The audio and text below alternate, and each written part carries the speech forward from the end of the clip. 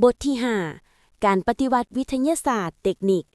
ซึ่งเนื้อในสำคัญสามารถสรุปได้ดังนี้ 1. ความหมายและที่มา วิทยาศาสตร์ science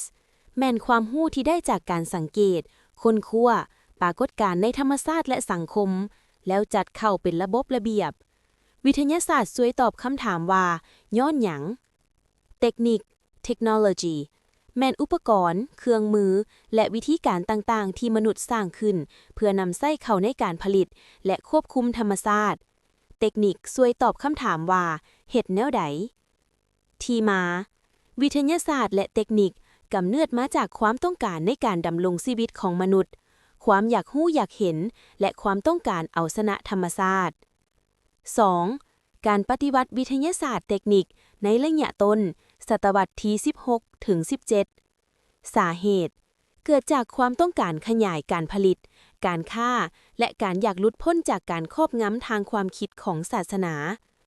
ผลงานสำคัญ มีการประดิษฐ์สร้างเครื่องจักรต่างๆเช่นเครื่องจักรไอน้ำ โดยเจมส์ วัตต์ ในปี 1769 เครื่องตำแผ่นแพและหัวจักรรถไฟ การปฏิวัติอุตสาหกรรม การนำเอาเครื่องจักรมาเปลี่ยนแทนแรงงานคนได้เริ่มต้นอยู่ประเทศอังกฤษ ปี 1760 ถึง 1830 และขยายไปสู่ยุโรปและอเมริกา การปฏิวัติวิทยาศาสตร์เทคนิคสมัยใหม่ ปัจจุบัน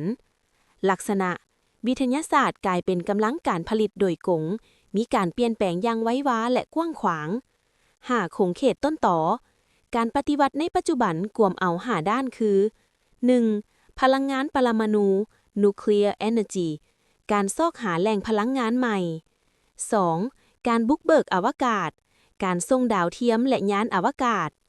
3. วัสดุใหม่ Polymer การผลิตอย่างสังเคราะห์ พลาสติก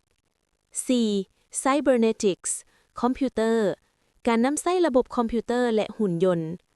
5. เทคโนโลยีสมัยใหม่ ด้านชีววิทยาและพันธุกรรม 4. ผลกระทบของการปฏิวัติวิทยาศาสตร์เทคนิค ด้านบวก การผลิต เปลี่ยนแปลงเครื่องมือการผลิตให้ทันสมัย เพิ่มผลผลิตกสิกรรมและอุตสาหกรรม ชีวิตการเป็นอยู่ มนุษย์สามารถเอาชนะธรรมชาติได้หลายขึ้น เช่น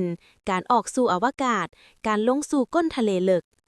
การแพทย์ ค้นพบยาปัวพยาธิใหม่ๆ เช่น ยาต้านเชื้อ วัคซีน เฮ็ดให้อายุยืนเฉลี่ยของมนุษย์เพิ่มขึ้น ด้านลบ อาวุธ การนำใช้วิทยาศาสตร์ไปผลิตอาวุธร้ายแรงเช่นระเบิดนิวเคลียร์ อาวุธเชื้อพยาธิ และอาวุธเคมี สิ่งแวดล้อม เกิดมลพิษทางอากาศ น้ำเสีย และขี้เหงื่อจากอุตสาหกรรม ซึ่งส่งผลกระทบต่อสุขภาพและระบบนิเวศ สรุป บทเรียนนี้ชี้ให้เห็นว่า วิทยาศาสตร์และเทคนิคแม่นปัจจัยสำคัญที่สุกยู่การพัฒนาของสังคมมนุษย์ แต่ในขณะเดียวกัน มนุษย์ก็ต้องรู้จักนำใช้อย่างถูกต้อง เพื่อหลีกเลี่ยงผลกระทบทั้งลบต่อโลกและมวลมนุษย์